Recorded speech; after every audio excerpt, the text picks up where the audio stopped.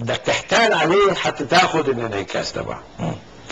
في مشهد دخول مكة، المسلمين دخلوا مكة، بدي شعور النصر، نشوة النصر بوجههم. كيف بدك تقول هذا رجال مسكين بسيط بيعمل لك هيك؟ ما في، بدك تحتال عليه تعطيه نشوة النصر.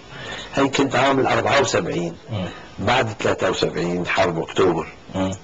قلت لهم بكره ما في تصوير، بكره بمناسبة عيد ميلاد الملك الحسن، كنا في المغرب، بده يجي من مصر قائد قوات الجيش المصري اللي عبر القناة، ومن سوريا قائد قوات الجيش السوري اللي عبر الجولان. يا ثاني يوم لبسناهم حطيناهم وفعلا كانوا قليل. لبسنا عبد الله غيث كان جاي جديد، لبسته لباس ضابط مصري ما كانوا شايفين. وكان طلحت حمدي جاي كان يعمل تيستينج، لبسته لباس ضابط سوري. يعني احتلت عليهم. وانه جايين هدول بوقتها كانوا الناس هناك يا لطيف. جمعناهم بساحة وحطينا منصة أعلام المغربية والملك تحت كاميرات حتى تاخذ تعابير وجوه.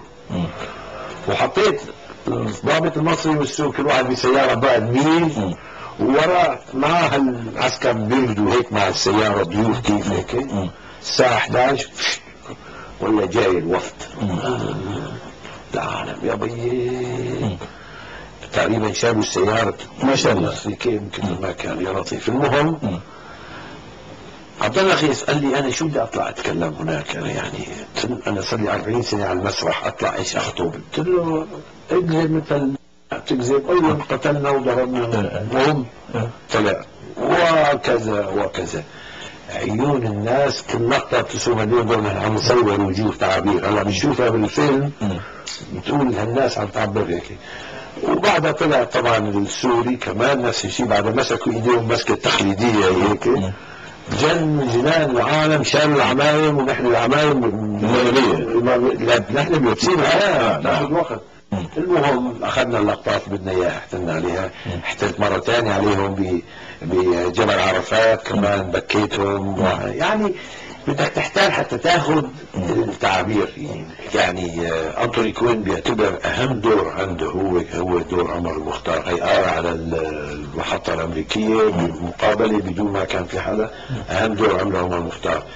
عاش الجو هذا، يعني يطلب مني اروح على البدو، يقعد مع البدو يشوفهم كيف بيقعدوا. هالقعده هو اكتشفها، انا ما كنت اعرفها. يحطوا ايدهم هيك كيف بيرجعوا على طرف، يشوفهم يلاحظ ويعملها، يعيش الجو.